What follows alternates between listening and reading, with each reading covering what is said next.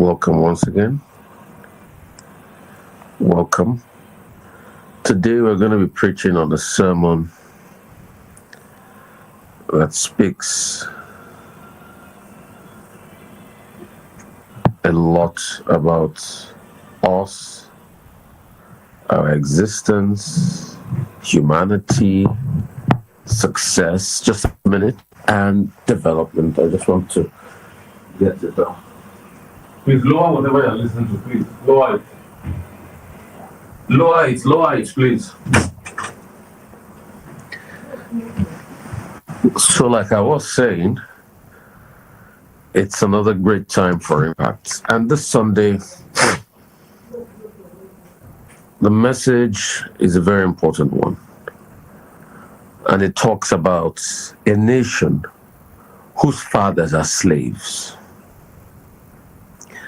A nation whose fathers are slaves. And I've been ruminating on this for a while. And I've been thinking, why do nations fail or have the challenges they have? And largely it is because these nations have fathers that are slaves. Who are slaves? Slaves are people that have no respect for convictions. They have no innate respect for convictions. And when people don't have respect for convictions, they can never be in the vanguard of saving a nation or doing anything that will bring about development. Slaves only think about their own interests and their own interest alone.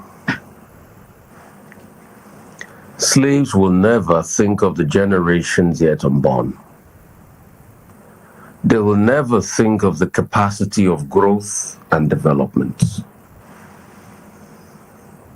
It is their own interest and their own interest alone. Slaves will always think of their pockets. There are many fathers that have become slaves. It is only a father that becomes slave that thinks of sleeping with children old enough to be his daughter because of his own sexual urges and destroying their lives. Slaves will never speak up as regards saying the truth for things that will benefit a nation. What a slave will do most of the time is to be able to think of his own and his own alone. So the reason why most nations do not develop is because their fathers have become slaves. Their fathers have become slaves. Their fathers do not even have the strength of conviction to believe in the things that uphold society. And nations like that will definitely struggle because their fathers will sell their birthrights for anything and everything. And when you have a nation where increasingly their fathers will sell their birthrights, the nations like that will never do well or live to declare the great works of God, because the people that ought to be fighting for the liberation of their nation are busy fighting for everything around their pockets. And when you have a nation where people are constantly fighting for everything around their pockets, then you cannot have development, because it is the father that nurtures the nation. It is the father that nurtures the generations. That's why, as a man, in your loins with you, you carry 4 generations. In fact, I'll say 7 generations. For every time you procreate, your children will carry many generations. And that's why it is bad for a father to have children that he cannot bring up properly. It is bad for a father not to be able to cater to his children. It is bad for a father to lose the respect of his children because of his bad habits. There are some fathers that have multiple children everywhere. You think it makes you a macho man, it makes you a stupid man. Because the fathers carry the heritage of their nation. And that's why you cannot just live your life indiscriminately impregnating women everywhere. You bring assault on society because you've impregnated too many women and you are not a father in the lives of those children. And that's why society should cry about the new phenomenon of baby mamas, because children that don't have a fatherly role in their lives start to have problems. So these fathers have become slaves to their sexual desires. Fathers are apostles and altars of the family. For you as a father that do not have morals, you teach your family, then your family will be deranged. And the reason why we're having most of these problems is that fathers have become slaves. Fathers are the one now lying. When fathers start to lie in society, they start to tell the other people to shut up. When fathers start to try to defend their lies, but people have seen through them. A society that fathers have lost respect for a porridge will be a society that will constantly live in condemnation. So it has to be said, when we have a society that fathers are losing respect, we have a society that is going down the drain. The question is, are you a slave as a father, or you want to be liberated? Some of you not being able to keep that thing between your legs has destroyed the destiny of your children. You cannot speak to your children today because you never catered for them growing up. So, and you forget that your integrity in the lives of your children matters a great deal. Because if you don't uphold that level of integrity in the life of your children, they'll never do well. So one too many fathers are missing in the society. And a society where fathers are missing, integrity will be amiss.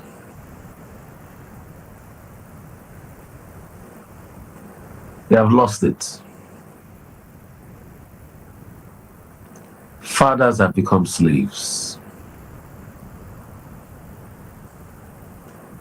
Fathers have become slaves. And when fathers become slaves, chaos will take over. Society has been taken over by chaos today because fathers have become slaves. When fathers become slaves, madness takes over. Society has taken over by madness today because fathers have become slaves. When fathers become slaves, lack of integrity takes over. Society is at the dire strait today because fathers have become slaves. I beg you, as fathers, take care of your children.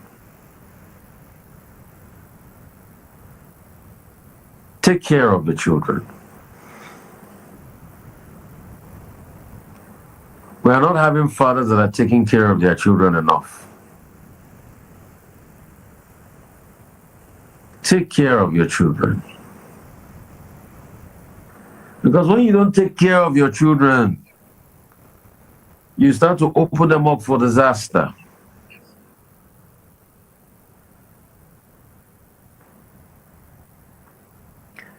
Take care of your children, fathers. Fathers, take care of society. God made you a father for a particular reason. The Yorubas have a saying that what it means, an elderly person cannot be in the market and the head of a child shifts. So when you cannot take care, excuse me for a moment, please. When you cannot take care and aid your generation as a father, the madness starts to set in. When you cannot take care and aid your generation as a father, then disaster starts to set in.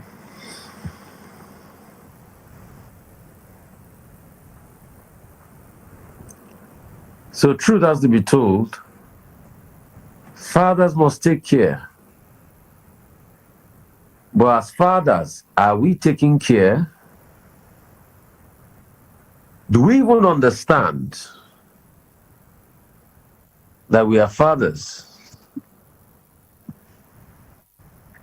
And we are the ones that will uphold the generations yet unborn? Do we even understand that? Do we understand that we are fathers and we need to uphold the generations yet unborn?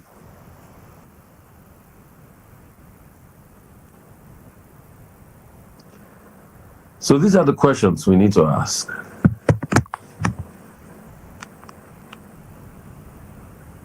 If you know you are a father and you are the one to uphold the generation yet unborn, then why do you act the way you act? Why have you destroyed the generation of today?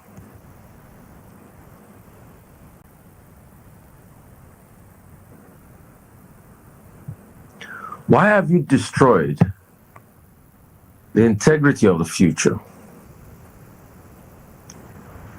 Because if you destroy the integrity of the future, you cannot have tomorrow any longer. Because there will be no tomorrow. And what it means is you are feeding off what you need to keep for the future today.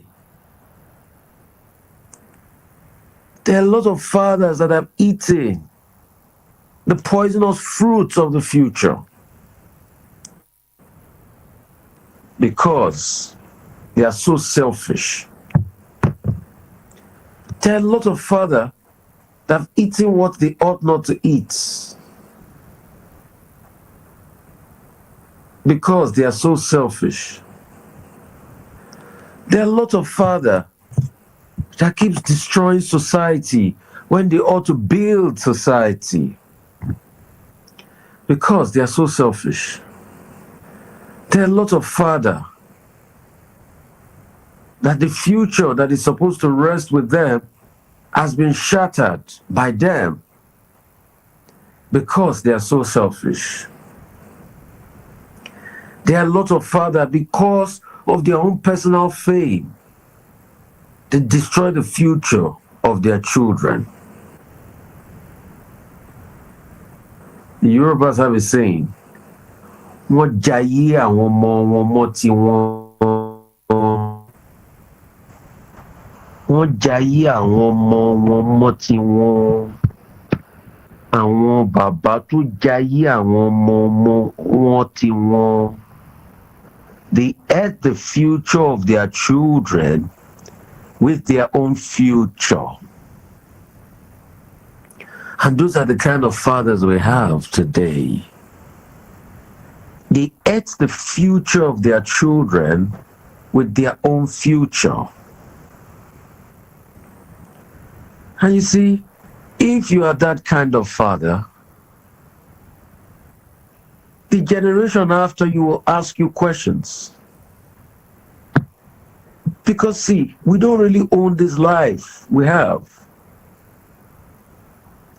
We are holding this life we have today in trust for the next generation. We don't really own this life that we have. We are holding this life that we have today in trust for the next generation. So as a father, if all you have done is to eat from your children's generation and destroy the prospect of your children because of your selfishness, you have become a slave. And over the African continent, we have too many fathers that are slaves. Can you truly account for your actions for your children? Can you truly account for your actions for your children? Can you tell your children you are proud of every action you took as a father? Will you dare for your children? Do you care for your children? Do you care for the integrity and the emotions of your children? Did you care enough for the respect and integrity that is supposed to be accorded to your children? Father, don't you know that your actions rubs off on your children? When they see your children on the street, Father, they say that's the son of a criminal. Do you know that your actions have destroyed the potentials of your children? Because questions will be asked of your children. What kind of father are you?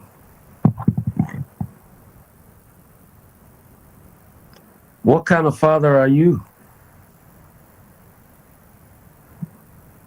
What kind of father are you?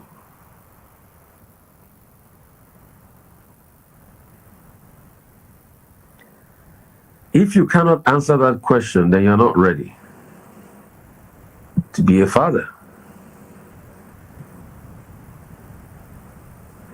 What kind of father are you? Are you the father that cares for his children? Or you are the father that takes for his children? Are you the father that upholds his children? Or you are the father that destroys his children? Are you the father that the children are proud of? Or you become a slave that the children don't want to see?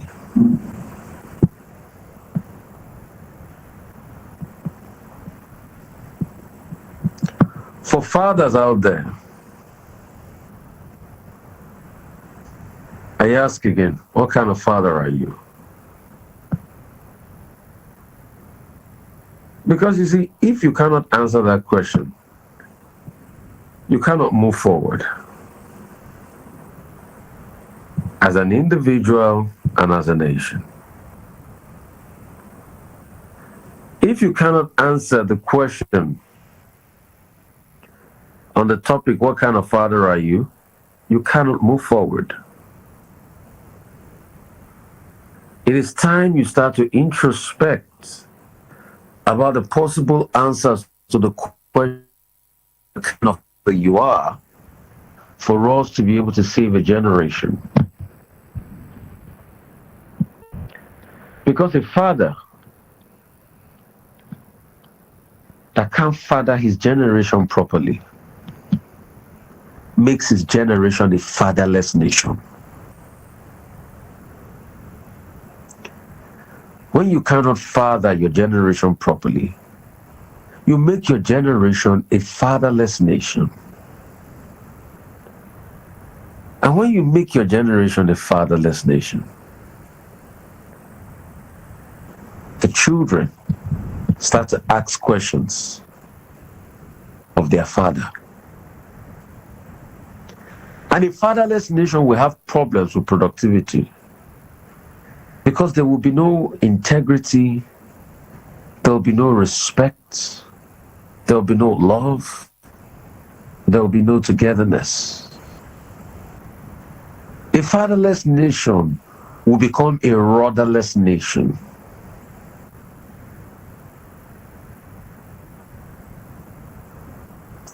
A fatherless nation will become a rudderless nation.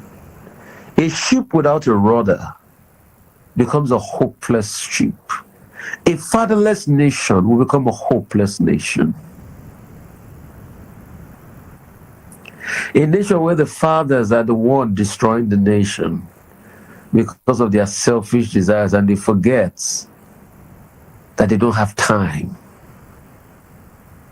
And the only time they are given is to be able to make it right with their children. Today, if you have become a slave to alcoholism and other vices as a father, and you have lost your children, I want you to call me up this Father's Day. I'll put up the number very soon. I'll also be in the church this Sunday. So once I leave here, I'm going to be in the church and say a few words and impact. Like I said, it's going to be my church series. I've been worshiping in various churches. I worshipped at Rev Sam Aidobos church about 5 weeks ago. I preached a message on the impact of distortion. This Sunday too, I'll be worshiping, I think it's Revival Assembly. I want you to call me up this morning. If you're a father and you know you become a slave, and because of your slavery to sex, alcoholism, and chopping life, you have destroyed the prospect of your children, I want to reconnect with them. Call me up. 0818-099-1991. 0818-099-1991. 0818-099-1991. I take few calls, then I have 2 insightful messages on standby. Because you see, as a father, you can't continue to destroy the prospects of your life and that of your children. Hello, how are you? Hello, good morning, sir. Morning, great to have you. Thank you. Happy Father's Day. Happy Father's Day. This is Akuchine Recruitment. Yeah. Yeah, I called to give you testimony Great. concerning the discussion of last week. Good, let's go. Tell me about it. Although it was not easy, seriously. I know. It was not easy. I'm not saying it was easy. I know it wasn't easy. So I called him around the afternoon, that same Sunday. I called him 5 minutes ago. He refused to take my call. I decided not to call him again. But I tried to call him on Monday. I was like, why did you not take my call? Do you think I'm calling you because of money or what? He said, no, that he's sorry, that he's scared, that he don't know what I'm about to say. The last time was not funny. That he's scared to take my call. And moreover, he don't know that I'm the one calling. That he lost his phone, and his phone has been, his small phone has been with him in the house. That he went to the hospital, and he's coming back. So he went to the hospital. What happened? He said that his wife I want to put to bed that then they lost it. He said, your wife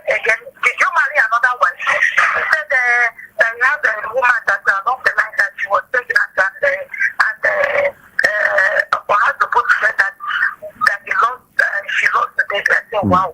That now there's no blood in the woman's body. I say, okay, where is she now? He said that the woman has been in the hospital since on Friday. I said, okay, that this is the reason why I called you. I called you to let you know that for the fact you have put me in a challenge that I have messed myself up, and I know that God will forgive me. So I called you to let you know that I forgive you for everything you have done to me. Okay, don't worry, everything will be fine. What about your daughter? He said the daughter is with the first in-law. I said, okay, that this is the reason why I called you. She was very, very happy. She was very, very happy. He said that he did not even believe that this is the reason why that I was calling. I said, this is the reason why there is nothing more to that. They said, okay, that you will save my number, that how am I doing this and that. It's sorry that you don't call. I said, no problem. That God is on his throne. So, God bless you. Since you've forgiven him, you do now feel the peace you were looking for then? Honestly, since last week, so I feel the peace. My heart is very, very flexible. I feel this. For the fact that you have decided to listen to God, now come into your place of rest and enjoyment. You will see what God will do. He has not started with you yet. For the fact that you have decided to forgive somebody that did something that almost damaged your life, just sit back and start to enjoy God's goodness. And you see the goodness of God in your life. You didn't listen to me. It is God you listen to. I have no right to be able to tell you to forgive. But for the fact that you have decided to honor God, you will see the illness taken away from you. You will see the pain taken away from you. You will see complete revival, and God will take control. It is well with you. God bless you. God bless you. It is well. It is well. Try no more. It is well. That was the sister last week that called and said, you know what, she had been hurt badly by somebody, and we said, oh, please forgive. And she took out time and said, oh, she was going to forgive. And let's see what God has done, because God has indeed started his work. 0818-099-1991. That's what we do on Impact with Rufai. It's a redemption exercise for lives and souls. 0818-099-1991. 0818-099-1991. 0818-099-1991. I've been told I need to update the WhatsApp on that number. I know a lot of people will have been trying to call on WhatsApp, but you can still call on that number straight. I'm trying to call on WhatsApp, but the phone lines, I know I've been told to update the WhatsApp. So, hello, how are you? We lost that. 0818-099-1991. You're a father out there. You have become a slave and you know it. You know, when a man becomes a slave, the first thing is that he loses his bearing. This is the time to come back home. And see, do not say because your father has become a slave, it wasn't there for you, you will not forgive him. Because forgiveness is for your own self, it's not for the other person. It's for your own sanity. It's not for the other person. It's for your own healing. Hello, how are you? Hello? Hello, good morning, sir. Morning, what's your name? I'm Ochiko by name. Ochiko, please call us back. The phone line wasn't good. Hello, good morning. Good morning, sir. Great to have you. What's your name?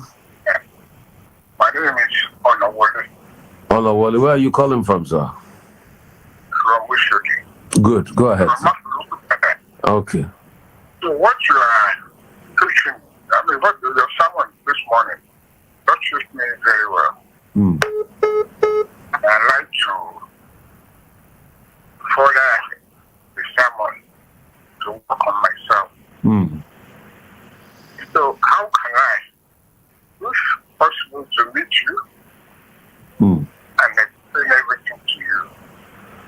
Okay, you can send me messages on this number, but whatever it is, let me just advise you.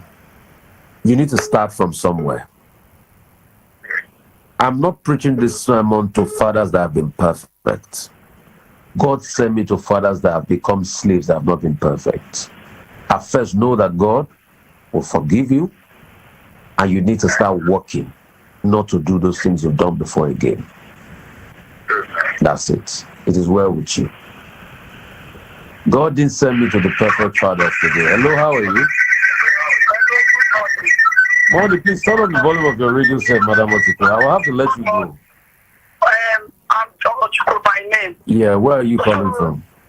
I'm calling from Lagos. Where in Lagos? In Ajegule boundary. Okay. I have someone that can go, like my husband, gave birth to 4 children for him. Yeah. Abandoned 4 children. 4 children. I gave birth to 3 girls. The boy is the last one.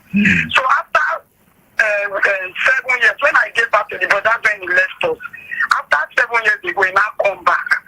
He left me and go with some other woman. So that woman that he run with, from his through his work, he see the woman. The woman later died. So he's coming back to front.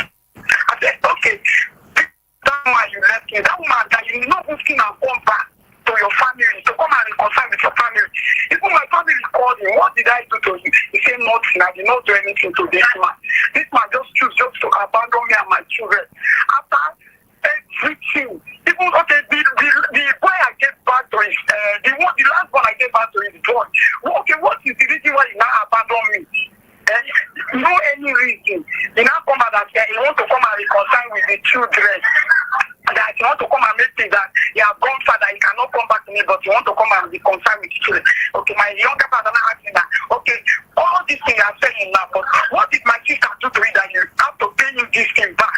He said he will send to me that he will come back to take care of the children. This man now just show face for some months. He carried the children after they have holiday. He now carried them to know his place. After then, the children now hello? Come back from your side for holiday. I saw the lady that she is with now. He said that he don't used to call us after we come back from holiday. He said, nah, no have chance, no this, that, this. To call this matter short. Later on, we'll not get to know that this man, the lady did not agree with him that this your children, you will not call them again, you will not see them again. They pack out of that place. Okay, you see, what I'm going to tell you now is this. Do everything you can at first to protect the children. The children are not emotionally strong enough. They are still, how old are they? They are still young children, right? Yes, my senior daughter is 16 years old. Okay. She's getting emotionally strong, yeah, but still protect them now until a time where they're emotionally strong. The man has not come down to his senses yet. So anything he's saying is not. When he comes down to his senses, definitely there's going to be that unity with his children. So, Bob, you protect the children now. Please, I beg you. It's important. Do not allow them to be caught up in the madness that is going on now. And God will give you the capacity to be able to uphold them and keep them strong. Please, protect the children now. They don't need to go through all that level of madness that is going on now. I beg you. All right?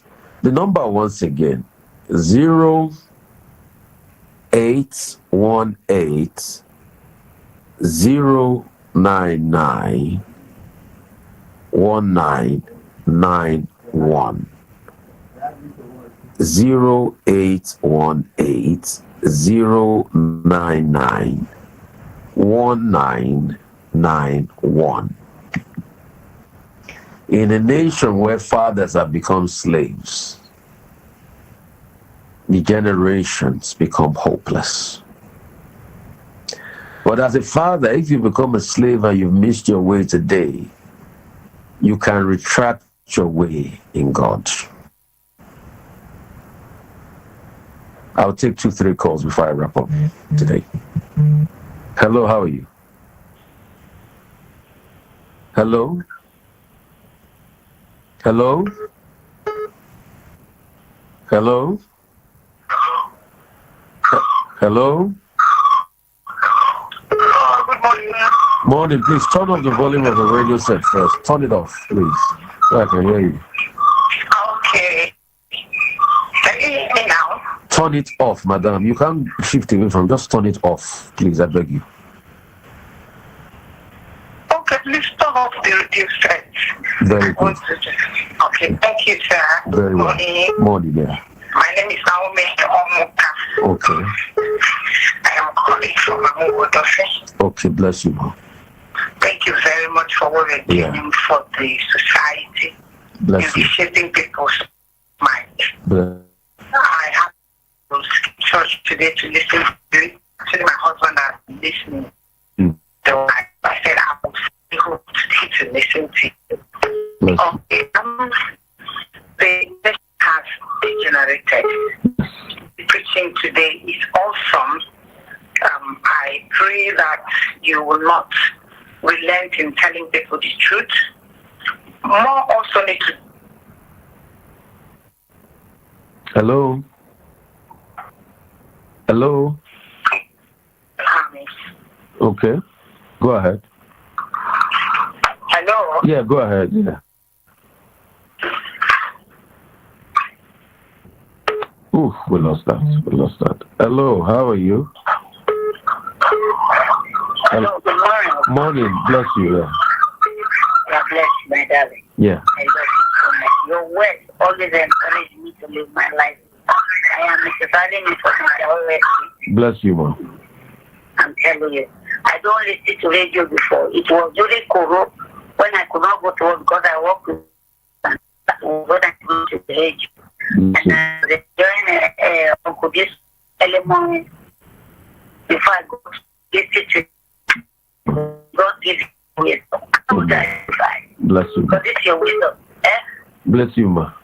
How old are you? Now, wisdom of the ages God give me. My wisdom not match my age. I be young man, I be baby. God give you wisdom. Amen. May God give you that wisdom. When you take this useless father away from father. Amen. If I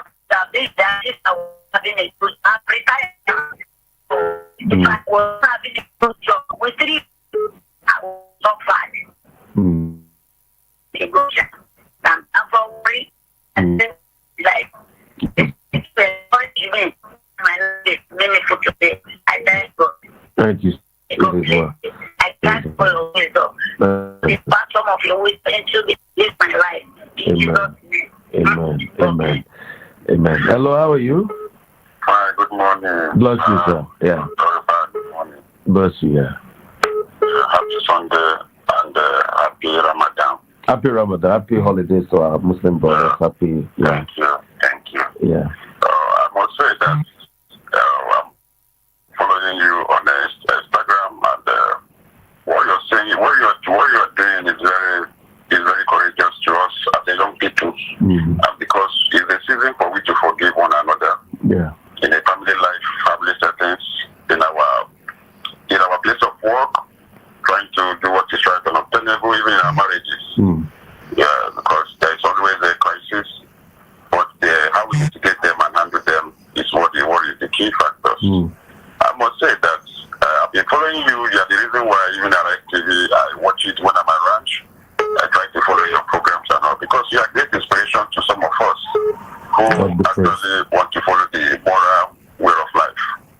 As a young person, I listen to you. You have become a kind of a habit to me. If I don't see you on that program on a morning show, I don't feel comfortable, and that is why I've been trying to follow you in Instagram and the rest of them. I must say what you're doing to us is something that we can never forget. Please, I encourage you. Keep on helping us, because you are helping the society. Thank you so much. A lot of what I'm learning from you, your moral, your society, your boldness, and courageous and all that. Standing tall for us as a people is one of the great factors. Bless you so great much. leaders and people cannot forget. Bless you. We learn from them. We that have good morals. Keep on learning from people like you. I must tell you, I encourage you. Thank you very much. Thank you so much. I appreciate you. Thank you so much. You, sir. We're taking more calls. Hello, how are you? I'm fine. Great to have you. My line went off earlier. Oh, so as you were saying, yeah. Okay, so thank you very much for the work you're doing. And the message you preach, can I download it on the... Where can I get it? Just go to VOP 90.3 FM on YouTube. We are streaming live on VOP on YouTube, okay. So you can get it there. And not only this one, all of the messages I've ever preached on Impact with Rufai Oseni. I've been doing this since I co-founded VOP about 2 years ago. It's all there, so you can get all the insights back. So you can listen to everything again. Just VOP 90.3 FM on YouTube. Just go to YouTube, just VOP 90.3, and you'll see Impact with Rufai. Bless you so much. I'm really grateful for what you're doing. Like I said earlier, please, as you're doing this father stuff, do too on the women. Definitely, we're definitely. They have lost it. Definitely. I know that a fatherless nation is a hopeless nation. But also, women, a motherless nation is even worse than a fatherless nation. Yeah. Women have lost it. Please, as you're teaching, as this teaching is focused on the men today, please help us with our women. We are not getting it right. That's why you can see mothers naked on the street, and now think of what will happen to their daughters if the mothers are naked on the street. And most times too, please tell us, we are the ones that are making these men to be running away from their responsibilities, because our demands are, I don't know how to put it.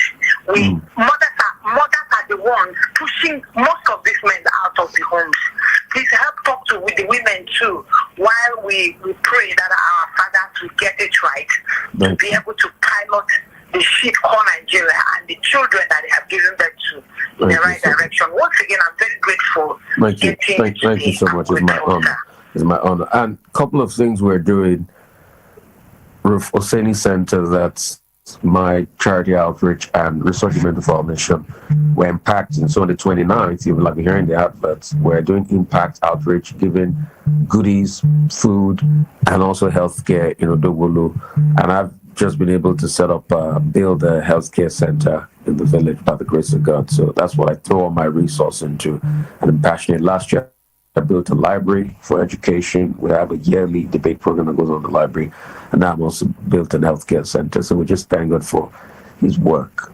And for women out there, you want a Louboutin shoe, but you know your husband can't afford it. You sleep with 2-3 men to be able to get it.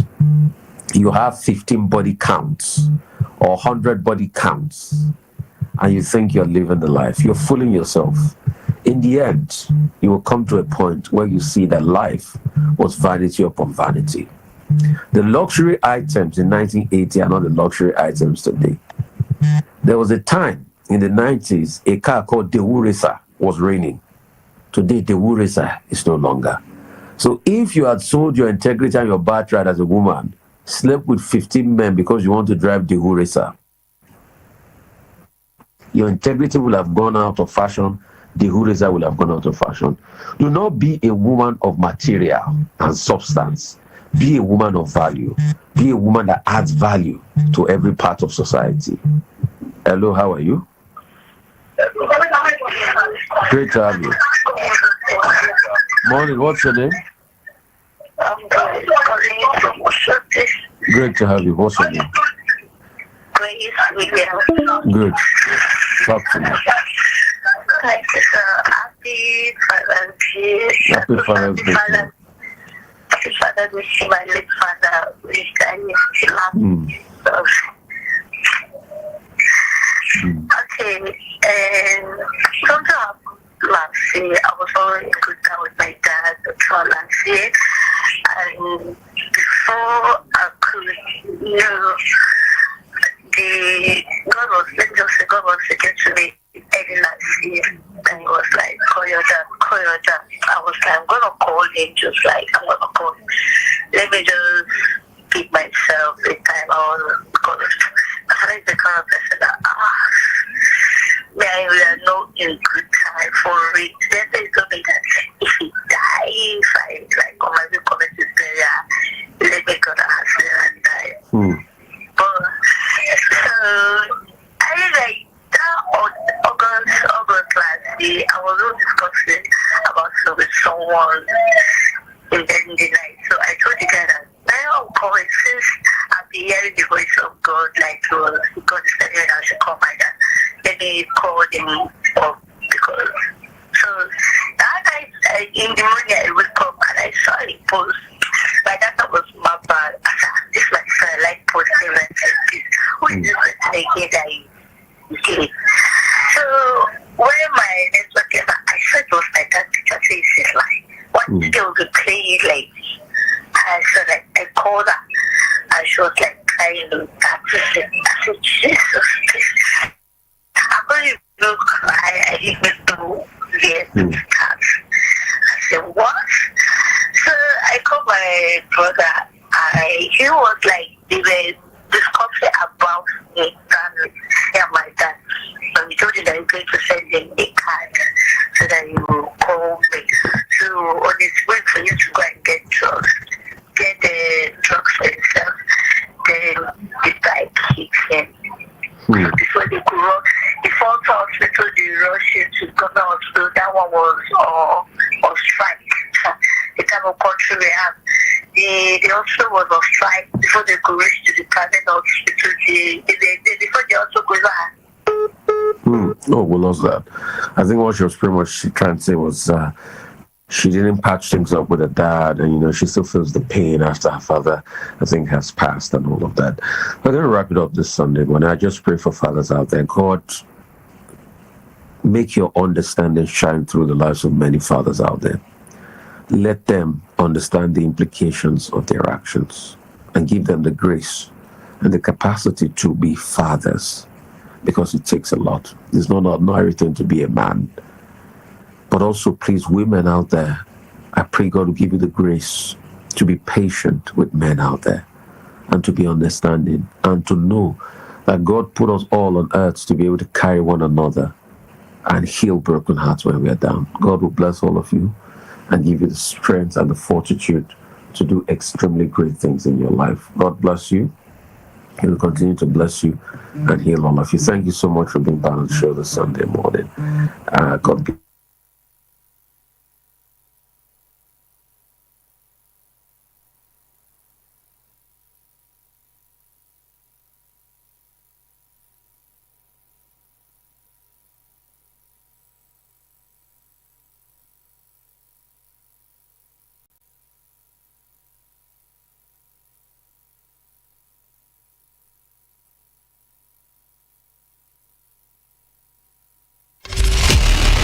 You are listening to your the number one station, the Voice of the People 90.3 FM. Do not touch that dial. Original girl, you want a replica? No. Smoothie, no regular. No. Pretty for real, I'm pretty from my cellular. No. Don't say you had no. They never had a pretty girl from Joburg to me now, and that's what they prefer. I don't touch no wheel, cause I got a chauffeur. First class, how I get around the world. Just miss me with the drama, unless you come in with the commas. Or DJ turn the sound up, cause we bout to pour the wrongs up. From Jersey to Ibiza, they say it doesn't get sweeter. Feel my body banging like speaker. Ooh, sweating on my guts. Of the People Television, truly from the views on the streets. We go to bed empty hunger. To the blaring horns of a hustling city. The loudest voices of the common man got a medium to be heard. This particular administration, they were coming unprepared. It's not a bad thing to renovate the president's lawn. Through top-notch programming, unbiased reportage of news, sports, business, entertainment, and cultural documentaries, Voice of the People 90.3 FM became a symbol for 21st century media. And now television, VOP TV, youthful, full of news without fear or favor, through factual and accurate stories and contents. Corruption kills three things that makes it so. Is here to stay towards building a fair society. VOP TV, Voice of the People Television, truly a voice for the people. From the views on the streets, we go to bed empty hunger. To the blaring horns of a hustling city, The loudest voices of the common man got a medium to be heard. This particular administration, they were coming unprepared. It's not a bad thing to renovate the president's lodge. Through top-notch programming, unbiased reports, voice of the people, 90 media. And now, a new baby is born.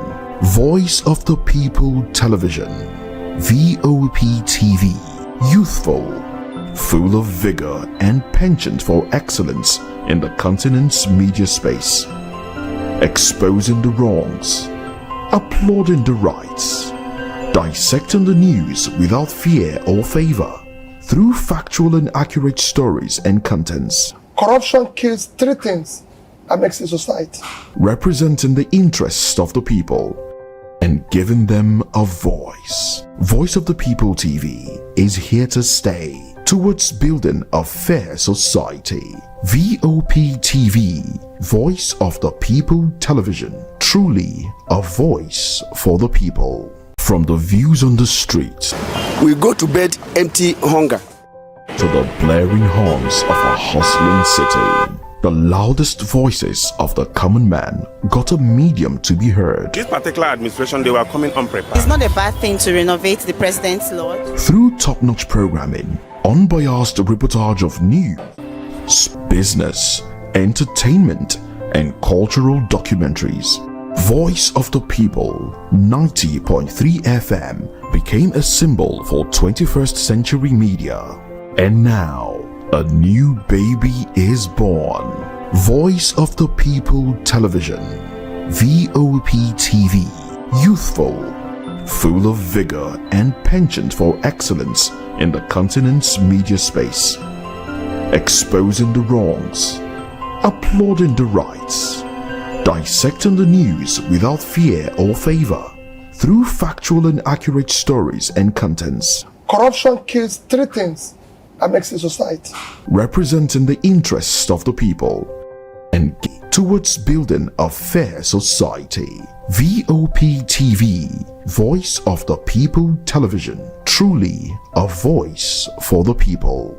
From the views on the street, the blaring horns of a hustling city, the loudest voices of the common man got a medium to be heard. This particular administration, they were coming unprepared. It's not a bad thing to renovate the president's lodge. Through top-notch programming, unbiased reportage of news, sports, business, entertainment for 21st century full of vigor and penchant for excellence in the continent's media space, exposing the wrongs, applauding the rights, dissecting the news without fear or favor, through factual and accurate stories and contents. Corruption kills three things that makes a society.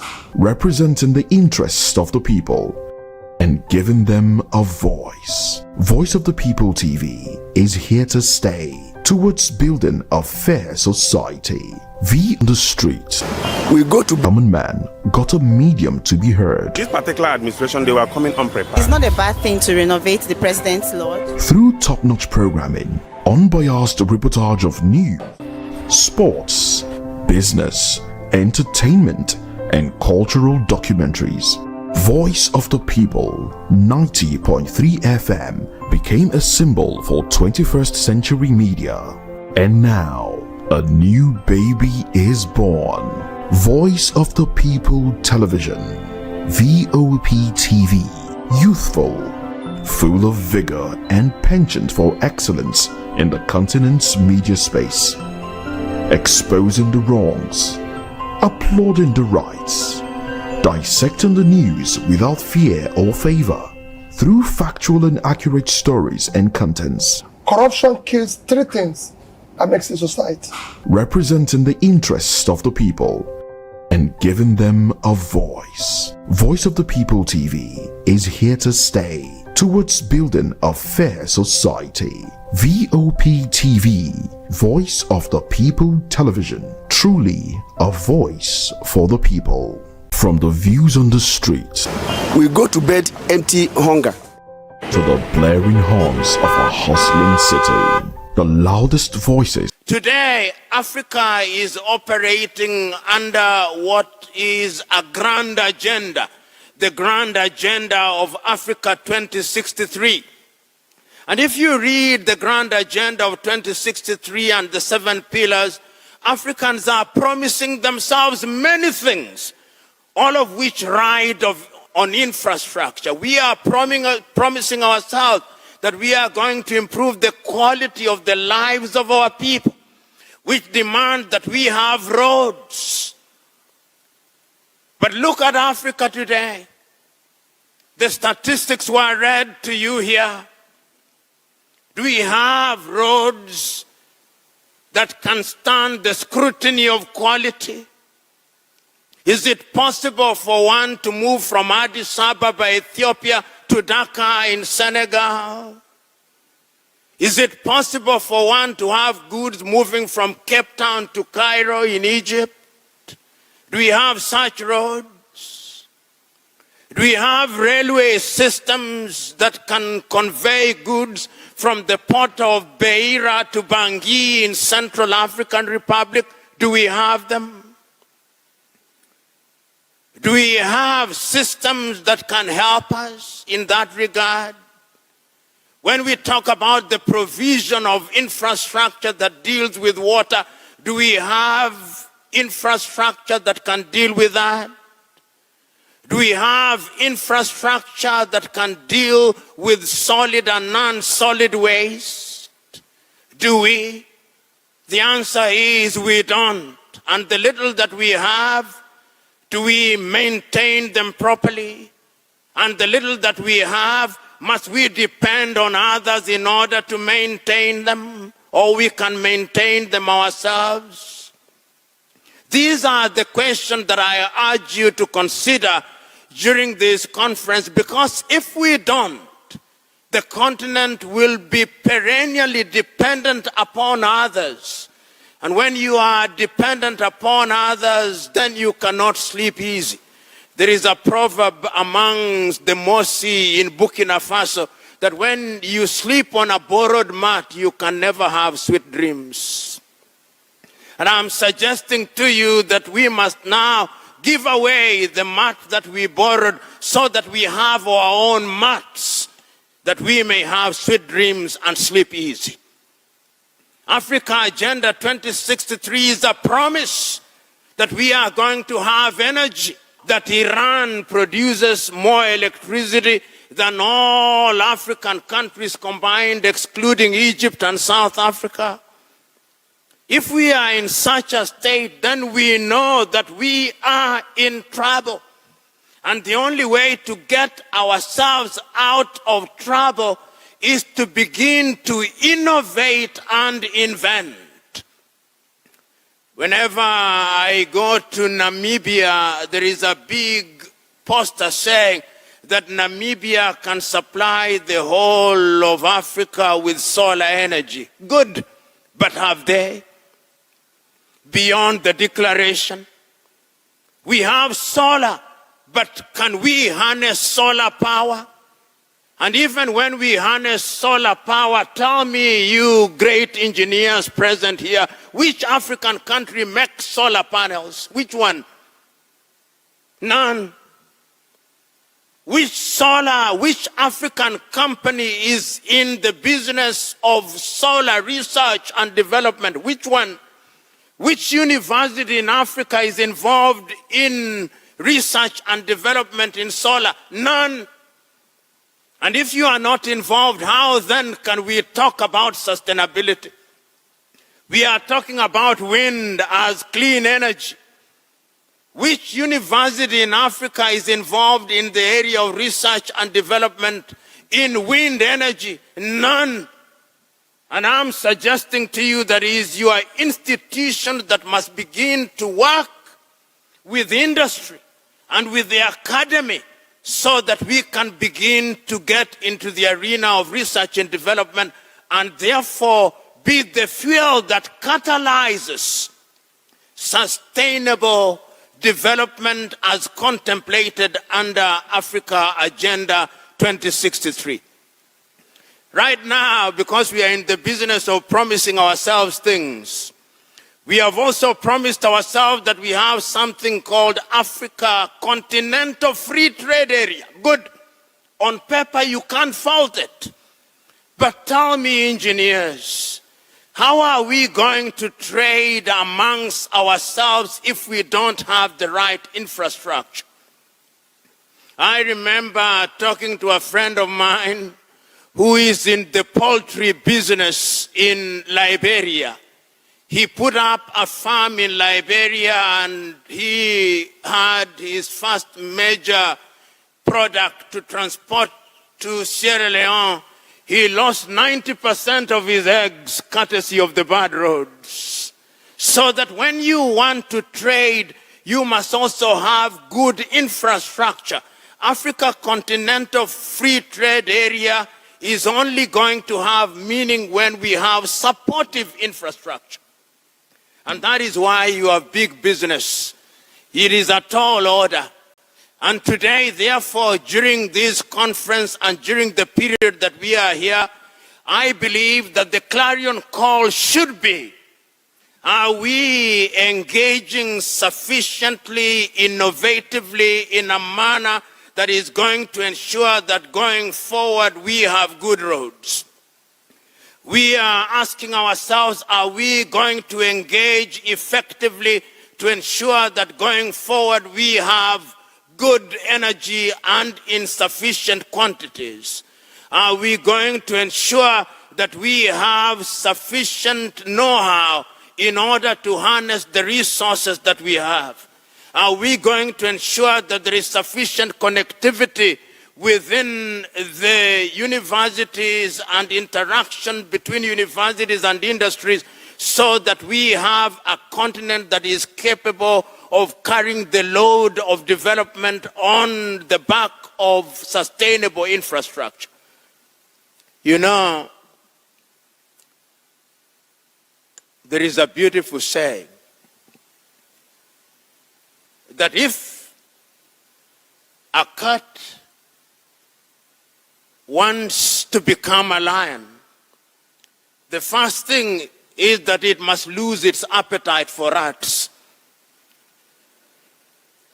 I'm suggesting to us that if we are such a cat, the time is now to lose our appetite for rats. Because it is only then that we are going to engage in activities that will ensure that we can invent and innovate. Today, we know that Africa did not earn the dividends of the first industrial revolution as it ought to have, or even the second, or even the third. Today, we are in the fourth industrial revolution. When we are talking about artificial intelligence and we are talking about all those things, have we contemplated how that is going to impact on how we deal with infrastructure? Have we asked ourselves how we are going to ensure that what we have will develop the things that we ought to? Have we asked ourselves what we are going to do with the resources that we have so that we have value addition? If it is in the area of energy that I've already talked about, have we contemplated how that is going to be impacted upon through artificial intelligence? These are the things that I am urging all of us to wrap our minds around, because I have no doubt that we have the intellectual capacity to do it. The 300 of you who are assembled here and who are only a sprinkling of the many engineers in different facets of the engineering profession, I am urging all of us who are present here that going forward we must constantly remind ourselves that it is we who will bring change in the continent of Africa. To constantly remind ourselves that infrastructure is the mother's milk of sustainable development. To constantly remind ourselves that without sound infrastructure, Africa will always continue to punch below her weight. That without good infrastructure in all areas, Africa cannot attain the goals that she has set for herself under Agenda 2063, and it cannot earn the dividend that we contemplate under the Africa Continental Free Trade Area. that without infrastructure, even the soft social infrastructure such as health and education will not be served in the manner that they ought to be served. That without infrastructure, Africa cannot compete with the rest of the world.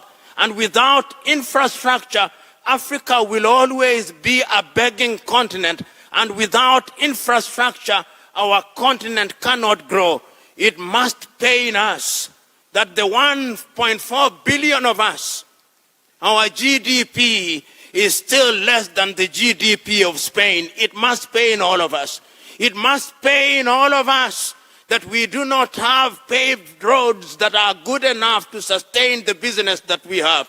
It must pain all of us. And you who engineers who are here, I'm today inviting you to take a solemn vow that going forward, you are going to use the platform that you have to make a contribution to make Africa realize our potential. It is not rocket science. It is something that can be done because it has been done by other civilizations, and I have no doubt in my mind that we can do it. So go out there into the world and ensure that you do something that will change African infrastructure through invention and innovation.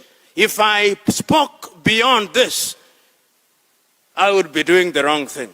I refuse to do the wrong thing. Go out there and do the right thing. Thank you, and have a good conference. One may wonder why you invite a lawyer to a conference of engineers. But I know why. I know you are inviting me because infrastructure has no boundaries. And you have invited me because you consider me to be a curious human being, a curious African who has interest in infrastructure. It is not lost on me that we are discussing infrastructure at a time when the continent is grappling with many issues which are related to infrastructure. It is not lost on me that this continent is at a time when she is asking herself how she can realize sustainable development, and that infrastructure is indeed significant in this journey. It is at a time when the continent is asking herself how she can lift her people to the higher orbits of development. And this is what makes legitimate the conversation around infrastructure. I've been specifically asked to talk about infrastructure and innovation. And the question that one poses, if we do not innovate, if we do not invent, can the continent realize our goals? Statistics tell us that our continent continues to lag behind in many areas. If you look at the railway infrastructure, many who are from different countries will tell you that it's only in the last few years that we have been trying to revive some of the networks that we had allowed to be dilapidated. If you look at the road network, you will agree with me that it's still very difficult to travel from one corner of Africa to the other.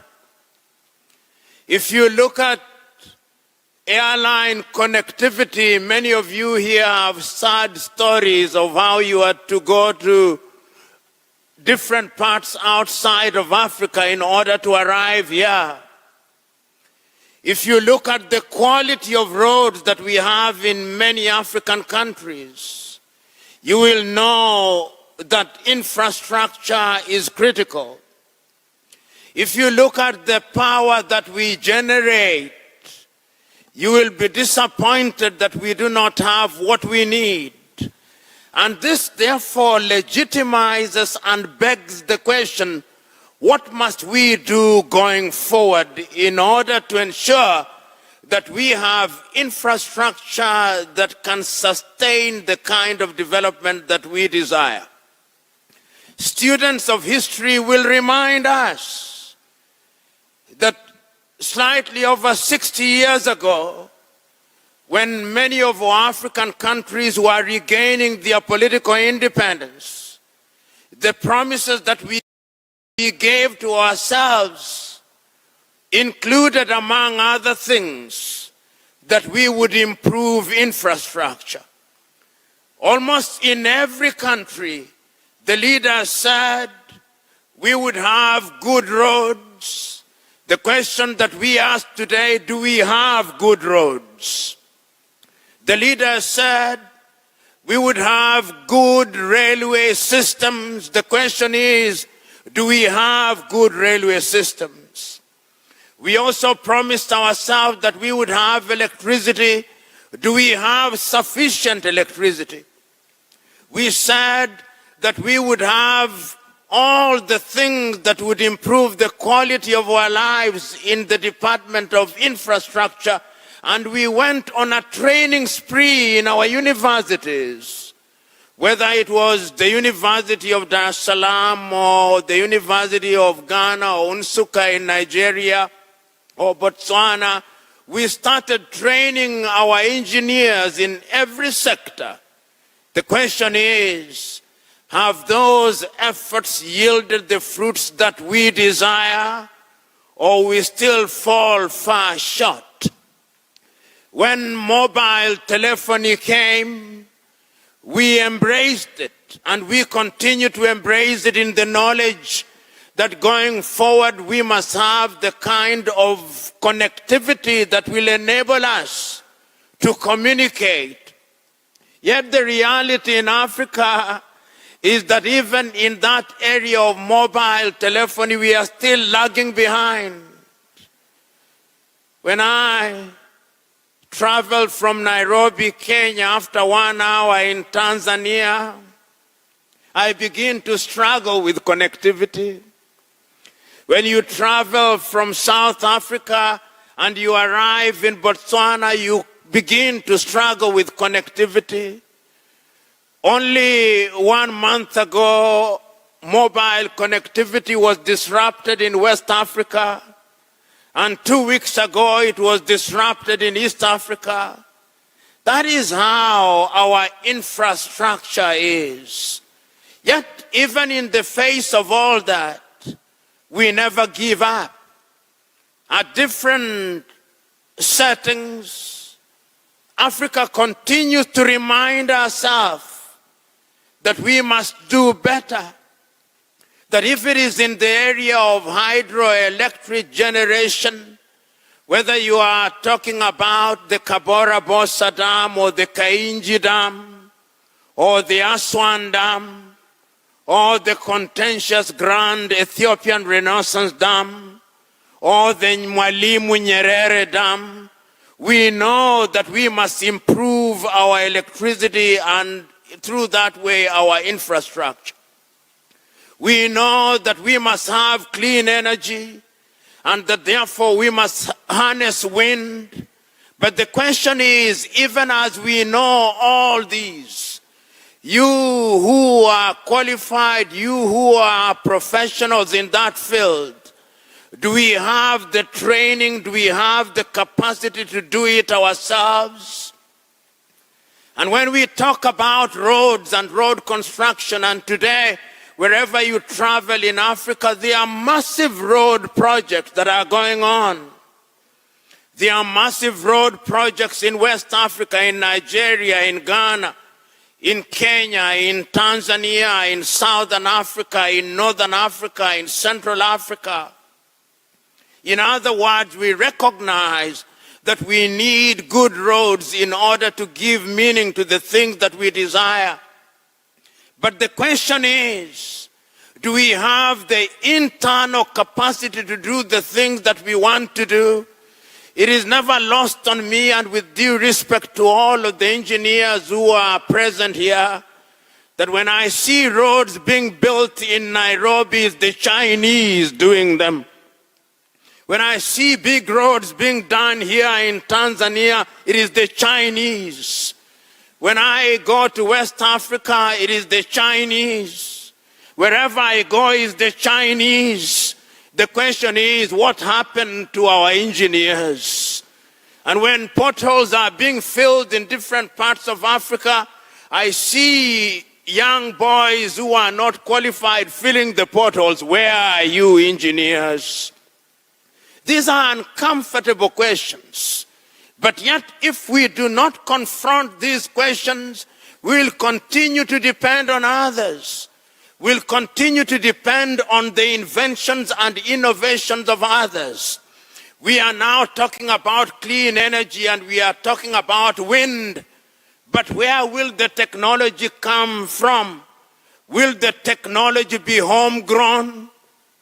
When we are talking about even infrastructure, such as in the air transport sector, when we are doing our airports, when you travel across Africa today, they are beautifully done airports. If it is not Mwalimu Nyerere Airport here in Dar es Salaam, is Blaise Diagne in Senegal, is Jomo Kenyatta in Nairobi, it is Muritala Mohammed in Ghana, or is Legon Kotoka in Ghana. All these beautiful airports, but who is undertaking the construction? It is not you.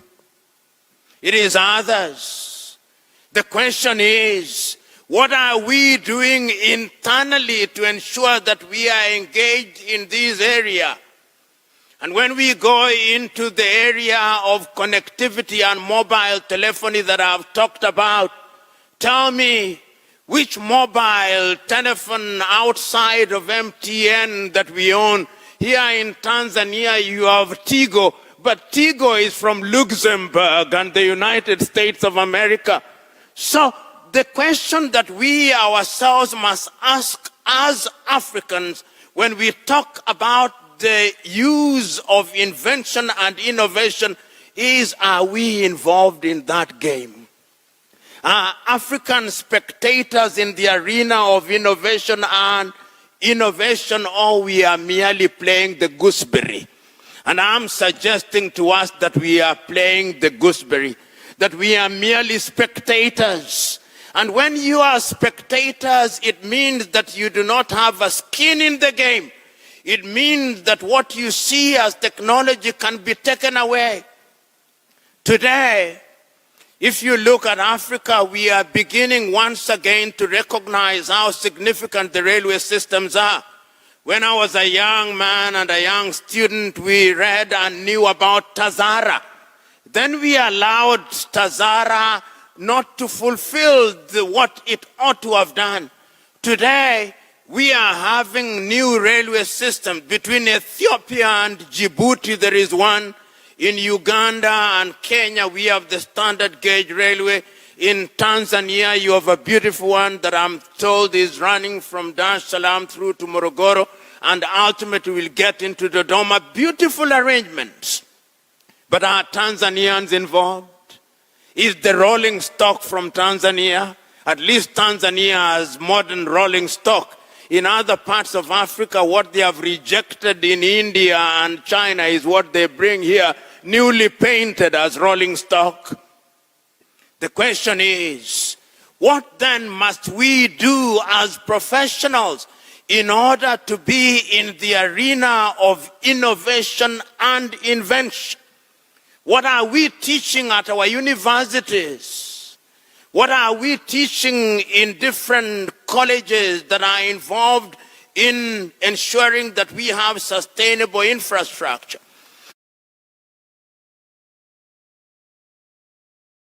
From the views on the streets, we go to bed empty hunger, to the blaring horns of a hustling city. The loudest voices of the common man got a medium to be heard. This particular administration, they were coming unprepared. It's not a bad thing to renovate the president's lodge. Through top-notch programming, unbiased reportage of news, sports, business, entertainment, and cultural documentaries, Voice of the People 90.3 FM became a symbol for 21st century media. And now, a new baby is born. Voice of the People Television, VOP TV, youthful, full of vigor and penchant for excellence in the continent's media space, exposing the wrongs, applauding the rights, dissecting the news without fear or favor, through factual and accurate stories and contents. Corruption kills three things that makes a society. Representing the interests of the people and giving them a voice. Voice of the People TV is here to stay towards building a fair society. VOP TV, Voice of the People Television, truly a voice for the people. From the views. Thank you, everybody. It's great to see you. And hello, class of 2024. This is so exciting. It's an incredible feeling to be here with you, and I am so excited to join you today. Really, you have no idea how excited I am. Keep in mind, this is literally only the second time I've ever set foot on a college campus. Second time ever. But for some reason, you are giving me a doctorate degree. I just came here to give a speech, but I get to go home as Dr. Roger. That's a pretty nice bonus. So, Dr. Roger, this has to be my most unexpected victory ever. Thank you. President Bylock, the Board of Trustees, faculty members, thank you for this honor. President Bylock, I'm incredibly grateful, and I'll try my best not to choke. I'm a little bit outside of my comfort zone today. This is not my usual scene, and these are not my usual clothes. Do you dress like this every day at Dartmouth? The robe is hard to move in. Keep in mind I've worn shorts almost every day for the last 35 years. I'm not a person who gives a lot of speeches like this. Maybe the worst, but an important speech was when I started on the Swiss national team. I was only 17 years old and I was so nervous I couldn't even say more than 4 words. Happy to be here. Well, here we are 25 years later and I still feel a little nervous. But I've got a lot more than 4 words to say to you. Starting with, I'm happy to be here. Happy to be with you here on the green. As you might have heard, grass is my favorite surface. A big green, it must be destiny.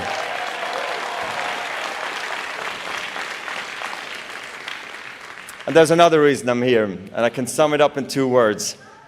Beer pong. Or pong, as you call it, and I guess you can all call it what you like. I'm told Dartmouth invented it. Now this sport, wait, is pong a sport? It is? Okay. Or is it a way of life? Either way, Dartmouth is the Wimbledon of pong. And it's even raining, like in Wimbledon. So I'm glad to work on my shots with some of you. This past few days, I'm actually thinking about turning pro. But I know there's more to Dartmouth than pong. I've spent an amazing couple of days here, and you've made Hanover feel like home.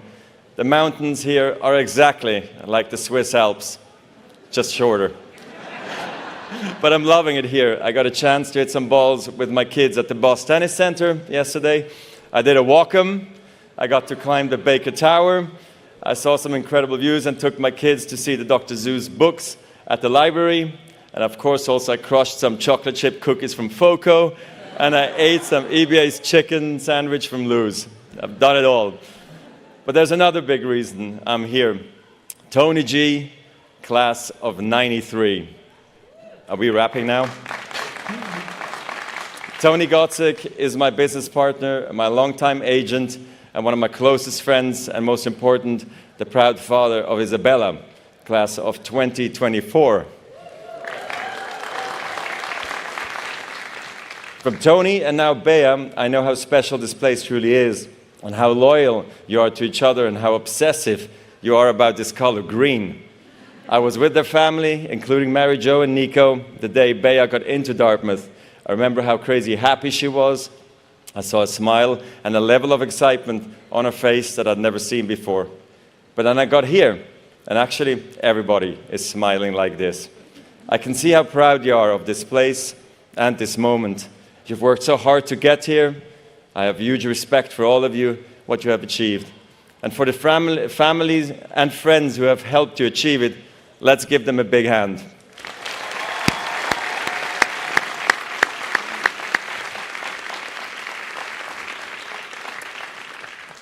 I'm even more impressed because I left school at the age of 16 to play tennis full time, so I never went to college. But I did graduate recently. I graduated tennis. I know the word is retire. Roger Federer retired from tennis. Retired. The word is awful. You wouldn't say you retired from college, right? It sounds terrible. Like you, I finished one big thing and I'm moving on to the next. Like you, I'm figuring out what that is. Graduates, I feel your pain. I know what it's like when people keep asking what your plan is for the rest of your life. They ask me, now that you are not a professional tennis player, what do you do? I don't know, and it's okay not to know. So what do I do with my time?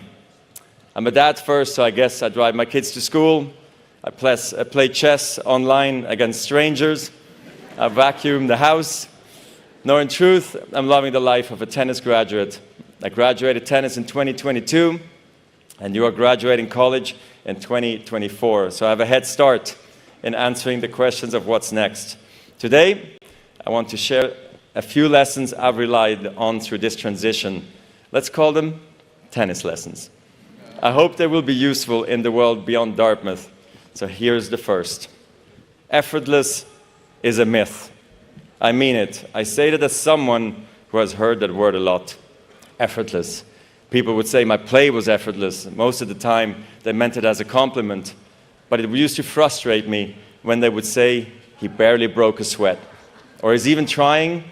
The truth is, I had to work very hard to make it look easy. I spent years whining, swearing, throwing my racket before I learned to keep my cool. The wake-up call came early in my career when an opponent at the Italian Open publicly questioned my mental discipline. He said, Roger will be the favorite for the first 2 hours, then I'll be the favorite after that. I was puzzled at first, but eventually I realized what he was trying to say. Everybody can play well the first 2 hours. You're fit, you're fast, you're clear, and after 2 hours, your legs get wobbly, your mind starts wandering, and your discipline starts to fade. It made me understand I have so much work ahead of me, and I'm ready to go on this journey. I get it. My parents, my coaches, my fitness coach, everyone had been calling me out. And now even my rivals were doing it. Players, thank you. I'm eternally grateful for what you did because you made me work harder. So I started to train harder, a lot harder actually. But then I realized winning effortlessly is the ultimate achievement. I got that reputation because my warm-ups at the tournaments were so casual that people didn't think I'd been training hard. But I had been working hard before the tournament when nobody was watching. Maybe you've seen a version of this at Dartmouth. How many times did you feel like your classmates were racking up A after A without even trying while you were pulling all-nighters? Loading up on caffeine maybe, or crying softly in a corner of Sanborn Library? Hopefully, like me, you learned that effortless is a myth. I didn't get where I got on pure talent alone. I got there by trying to outwork my opponents. I believed in myself, but belief in yourself has to be earned. There was a moment in 2003 when my self-belief really kicked in. I was at the ATP finals where only the best 8 players qualify, and I beat some of the top players I really admired by aiming right at their strength. Before, I would run away from their strength. If a guy had a strong forehand, I would try to hit his backhand. But now I would try to go after his forehand. I tried to beat the baseliners from the baseline. I tried to beat the attackers by attacking. I tried to beat the net rushers from the net. I took a chance by doing that. So why did I do it? To amplify my game and expand my options. You need a whole arsenal of strength. So if one of them breaks down, you've got something left. When your game is clicking like that, winning is easy, relatively. Then there are days when you just feel broken. Your back hurts, your knee hurts, had that a lot. Maybe you're a little sick or scared, but you still find a way to win. And those are the victories we can be most proud of. Because they prove that you can win not just when you're at your best, but especially when you aren't. Yes, talent matters. I'm not going to stand here and tell you it doesn't. But talent has a broad definition. Most of the time, it's not about having a gift. It's about having grit. In tennis, a great forehand with sick racket head speed can be called a talent. But in tennis, like in life, discipline is also a talent, and so is patience. Trusting yourself is a talent. Embracing the process, loving the process is a talent. Managing your life, managing yourself, these can be talents too. Some people are born with them. Everybody has to work at them. From this day forward, some people are going to assume that because you graduated from Dartmouth, it all is going to come easy for you. And you know what? Let them believe that, as long as you don't. Okay, second lesson. It's only a point. Let me explain. You can work harder than you thought possible and still lose. I have, many times. Tennis is brutal. There's no getting around the fact that every tournament ends the same way. One player gets a trophy, every other player gets back on a plane, stares out of the window, and thinks, how the hell did I miss that shot? Imagine if today only one of you got a degree. Congratulations, this year's graduate. Let's give her a hand. The rest of you, the other 1,000 of you, better luck next time.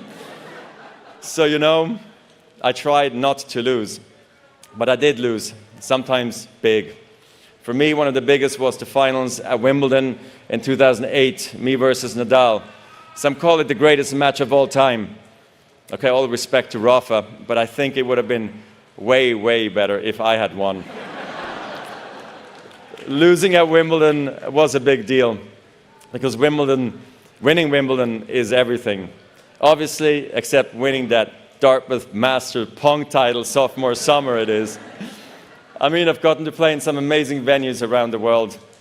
But when you have the chance to walk onto center court at Wimbledon, the cathedral of tennis, and when you finish as the champion, you feel the magnitude of the moment, and there's nothing like it. In 2008, I was going for a record 6 consecutive title. I was playing for history. I'm not going to walk you through the match point by point. If we did, we would be here for hours, almost 5 hours to be exact. There were rain delays. The sun went down. Rafa won 2 sets. I won the next 2 sets in tie breaks. And we found ourselves at 7-all in the 5th. I understand why people focus on the end. The final minute is so dark I could barely see the chalk on the grass. But looking back, I feel like I lost at the very first point of the match. I looked across the net and I saw a guy who just a few weeks earlier crushed me in straight sets at the French Open. And I thought, this guy is maybe hungrier than I am. And he's finally got my number. It took me until the 3rd set before I remembered, hey buddy, you're the 5-time defending champion, and you're on grass, by the way. You know how to do this. But I came too late, and Rafa won, and it was well deserved. Some defeats hurt more than others. I knew I would never get another shot at 6 in a row. I lost Wimbledon, I lost my #1 ranking, and suddenly people said, he had a great run. Is this the changing of the guard? But I knew what I had to do. Keep working and keep competing. In tennis, perfection is impossible. In the 1,526 singles matches I played in my career, I won almost 80% of those matches. Now, I have a question for you. What percentage of points do you think I won in those matches? Only 54%. In other words, even top-ranked tennis players win barely more than half of the points they play. When you lose every second point on average, you learn not to dwell on every shot. You teach yourself to think, okay, I double faulted, it's only a point. Okay, I came to the net and I got passed again, it's only a point. Even a great shot, an overhead backhand smash that ends up on ESPN's top 10 playlist, that too is just a point. So here's why I'm telling you this. When you're playing a point, it has to be the most important thing in the world, and it is. But when it's behind you, it's behind you. This mindset is really crucial because it frees you to fully commit to the next point and the next point after that with intensity, clarity, and focus.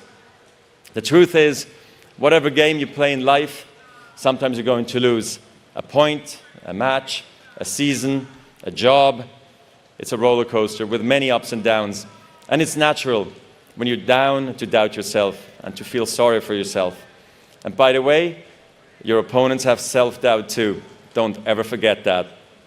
But negative energy is wasted energy. You want to become a master at overcoming hard moments. That is, to me, the sign of a champion. The best in the world are not the best because they win every point. It's because they know they'll lose again and again and have learned how to deal with it. You accept it, cry it out if you need to, and then force a smile. You move on, be relentless, adapt and grow, work harder, work smarter. Remember, work smarter. Lesson 3. Are you guys still with me? For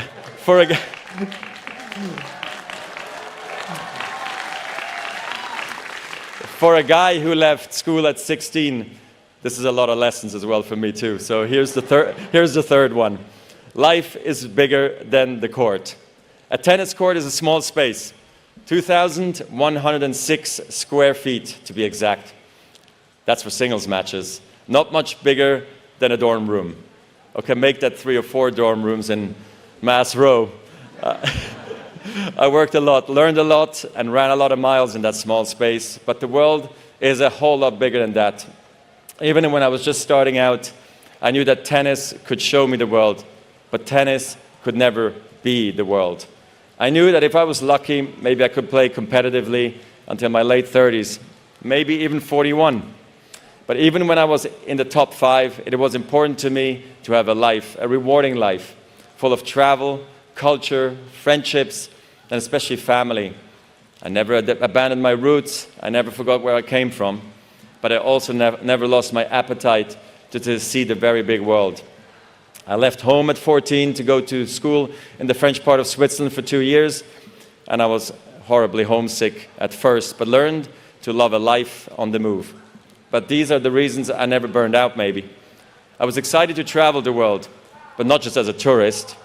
I realized pretty early that I wanted to serve other people in other countries. Motivated by my South African mother, I started a foundation to empower children through education.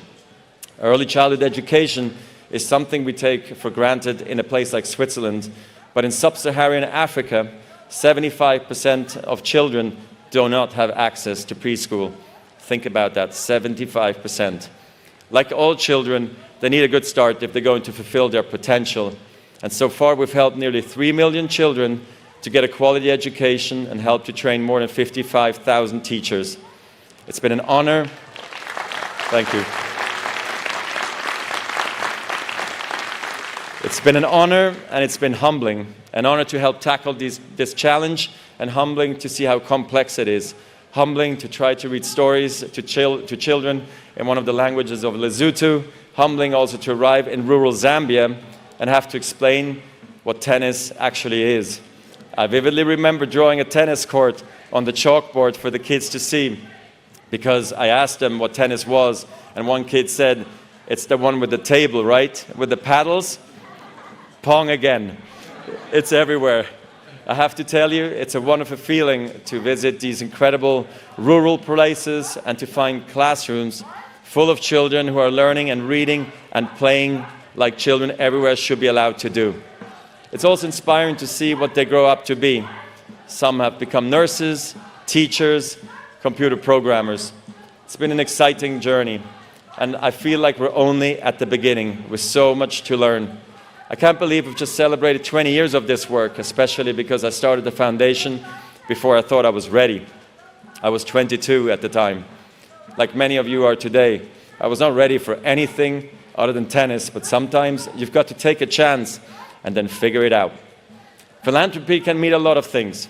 It can mean starting a non-profit or donating money, but it can also mean contributing your ideas, your time, your energy to a mission that is larger than yourself. All of you have so much to give, and I hope you will find your own unique ways to make a difference, because life really is much bigger than the court. As a student at Dartmouth, you picked a major and went deep, but you also went wide. Engineers learned art history, athletes even sang a cappella, and computer scientists learned to speak German. Dartmouth's legendary football coach Buddy Stevens used to recruit players by telling their parents, your son will be a great football player when it's football time, and a great student when it's academic time, and a great person all the time. That is what a Dartmouth education is all about.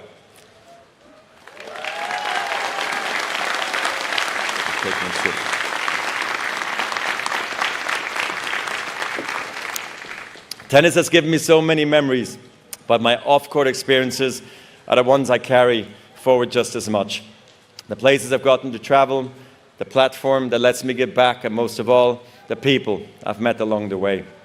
Tennis, like life, is a team sport. Yes, you stand alone on your side of the net, but your success depends on your team, your coaches, your teammates, even your rivals. All these influences help you to make you who you are. It's not an accident that my business partnership with Tony is called Team 8. A play on words, teammate. All the work we do together reflects that team spirit, the strong bond we have with each other and our colleagues, and the athletes we represent, and with partners and sponsors. These personal relationships matter the most. I learned this way of thinking from the best, my parents, of course. They've always supported me, always encouraged me, and always understood what I most wanted and needed to be.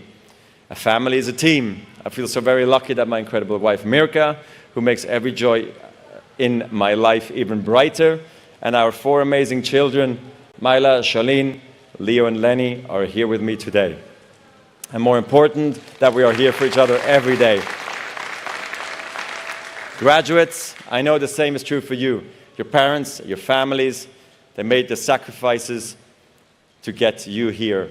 And they have shared your triumphs and your struggles. They will always, always be in your corner.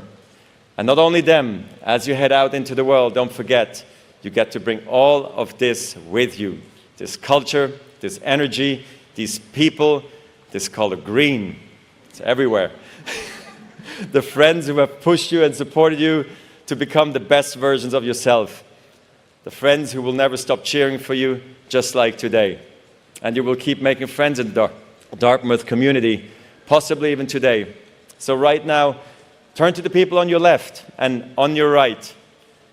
And maybe this is the first time you've met. You might not share experiences or viewpoints, but you share this memory and a whole lot more. When I left tennis, I became a former tennis player. But you are not a former anything.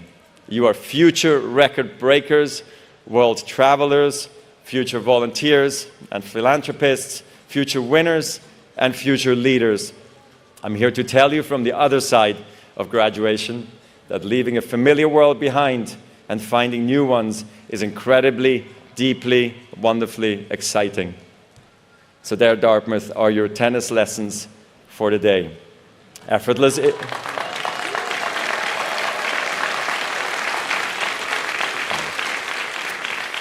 Effortless is a myth, as we heard. It's only a point. Life is bigger than the court. Wait, I got one more lesson. President Bylock, can I have my racket real quick? Thank you. Okay, so for the forehand, for those who play tennis, you'll want to use an Eastern grip, okay? You keep your knuckles apart, just a little bit. Obviously, you don't want to squeeze the grip too hard. Switching from forehand to backhand, should be easy. Also remember, it all starts with the footwork. And to take back is important, and the same as the follows through. No, this is not a metaphor. It's just good technique. Dartmouth, it has been an incredible honor for me. Thank you for the honorary degree. Thank you for making this making me part of your really big day. I'm glad I got to meet so many of you these past few days. And if you are ever in Switzerland or anywhere else in the world and you see me on the street, even 20 or 30 years from now, whether I have gray hair or no hair, I want you to stop me and say, I was there that day on the green. I'm a member of your class, the class of 2024. I will never forget this day. Yeah.